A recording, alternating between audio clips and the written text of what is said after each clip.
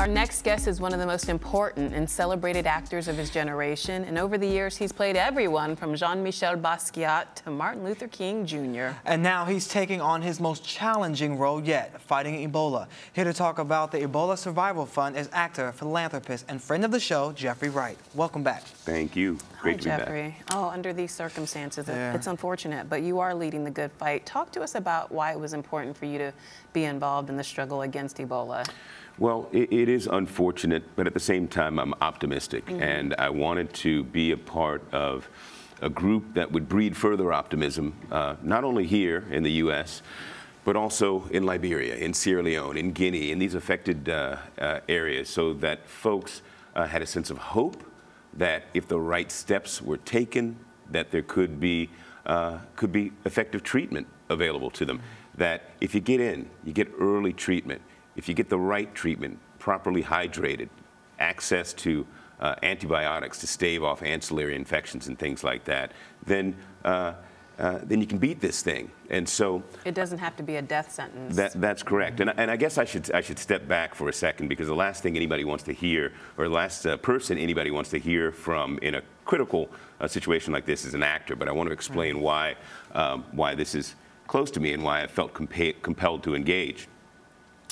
I've been working in Sierra Leone since 2001. I first went there during the war. I probably traveled there 25 times in the last 13 years. Probably very few people in the United States that can say that they've been there that often. And also in Kailaun district in the east, where this outbreak first occurred. So visited that place many times. I know beautiful communities there, beautiful people there, hardworking people there, and people that at the same time are intensely vulnerable, right?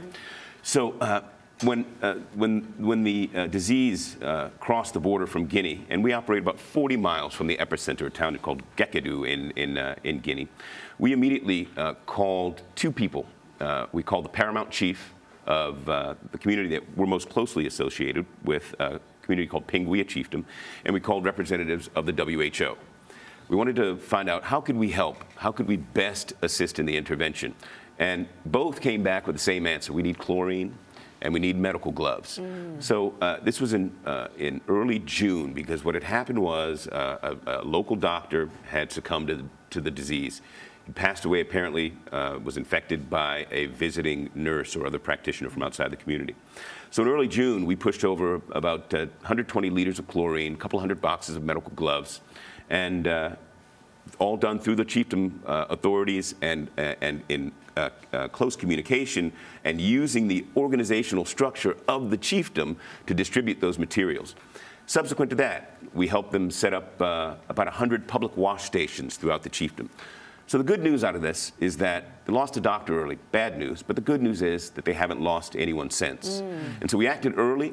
We acted in close coordination with the folks on the ground who know what they need and know how to go about doing it. And so we've been reasonably successful as a result. Now, besides supplying those things that they needed, you also put together a PSA that you wrote, directed, produced, and starred in. Let's take a look at it and then discuss. Thanks.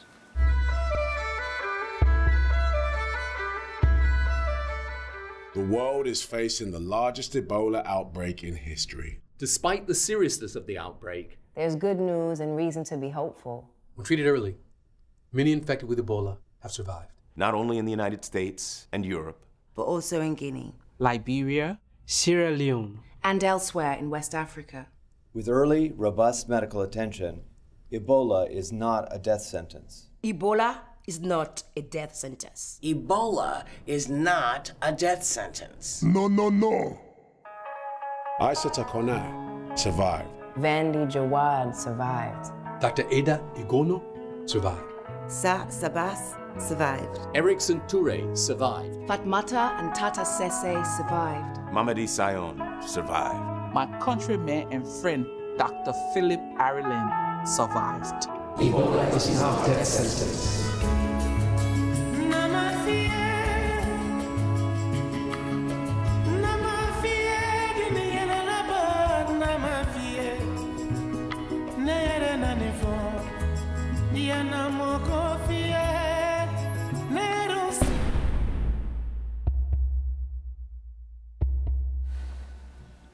such a powerful PSA. How were you able to get all the celebrities involved in it?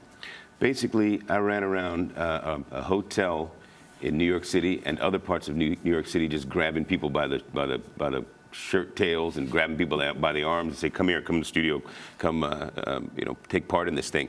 The folks at the Clinton Global Initiative, I've been attending that event for the past 10 years, very supportive of the work we're doing in Sierra Leone. They gave me a space in the Sheraton in Midtown where the meeting takes place, and I just pulled people in, and it wasn't very hard to do that. Everybody wanted to contribute in any way they could.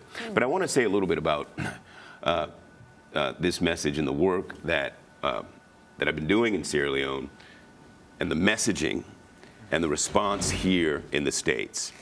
We've gotten off track, I think. We're full of hysteria, paranoia about this.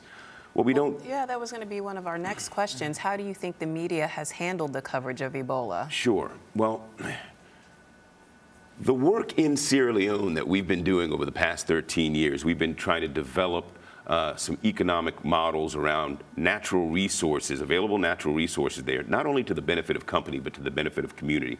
Community inclusive model around mining and agriculture development. It's not the hard work. Even this Ebola outbreak is not the hard work from what I understand from Dr. Paul Farmer, who's a giant in this field.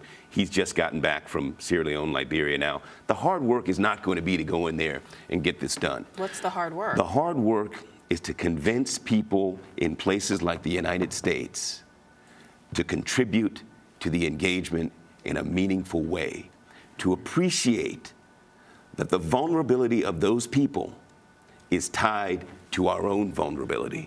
And when those people sneeze, we better say Gesundheit. But we forget that. We don't realize until now, until Ebola has reached our shores until now. They exported this Ebola virus. Now we get it. We're starting to get distracted, in our own self-concern and hysteria and paranoia. But if we're really self-concerned, we'll realize, and the U.S. government is so far ahead of the media and the public on this, they get it. We're going to attack it at the source and crush it there. And if we do that, if we recognize that these people are like us, have families, have desires, want their kids in school like everybody else, have something meaningful to contribute to the global community in terms of agriculture production, mineral production, they want to be viable, healthy partners with us, then we recognize that we need to get in, help them stave this off, and then we can help build some healthy partnerships, and they can start exporting better things here than just something as detrimental as this virus. Well, I think one of the things that you make clear through your PSA is that Ebola is not a death sentence, but it is oftentimes believed to be a fatal situation that people are going through. Why do you think that this myth has persisted? Well, it's not a myth. It's a dangerous virus. And again, I don't want to sound at all like a medical expert. What we're saying, though, is if you recognize the symptoms early, if you get proper medical treatment early, if you get intravenous therapy early, then you have a chance. Dr. Paul Farmer thinks that if we can get modern medicine down on the ground, get people convinced that they should trust these services, that fatality rates shouldn't be more than 20%. Here in the States, we've had, I guess, 2 infections here, and both as a result of this unfortunate gentleman, Thomas Duncan from Liberia. Nobody's asking anymore why he died. We're only asking, how was it that he infected others? But apparently he came to the hospital and was turned away. Why was he turned away? If he had had those 2 additional days, if he had been admitted then, perhaps he would have stood a better chance of surviving. And also, the initial response, both here and in Liberia, unfortunately, was to judge that guy, to almost villainize him.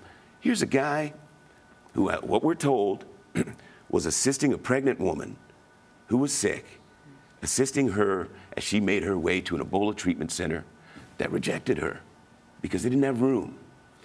Now, maybe there are others out there who are better prepared to do this than I, but I'm not prepared to judge that guy. And we need to ask why it was, not only why did these folks get infected? But why was it that he succumbed? Okay. Well, Jeffrey, when you return, you have to come back under better circumstances. Yes. Once Ebola has been eradicated. Absolutely. And we can talk about Hunger Games as well. Absolutely. And you've been fantastic in Boardwalk Empire, by the way. You. Just fantastic. Thank so you. thank you so much for being here, and thank you for fighting the good fight. Thank you so much for your time. All right. Okay. And where can we see that PSA real quick?